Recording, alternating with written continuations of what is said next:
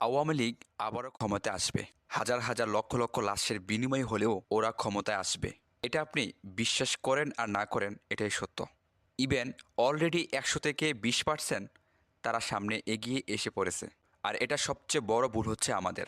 বৈষম্য বিরোধী ছাত্র আন্দোলনের যারা মেইন সাপোর্টার ছিল, আপনারা মনে করেন না যে স্বৈরাচার সরকারের পতন ঘটাইয়া আপনারা সে পদে নিয়োজিত হয়ে হাসিখুশিভাবে জীবন কাটিয়ে দিবেন।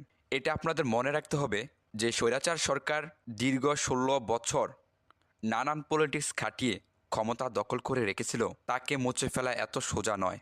সে চলে গেছে, কিন্তু তার অনুসারীরা এখনও বাংলার জমিনে কিন্তু রয়ে গেছে।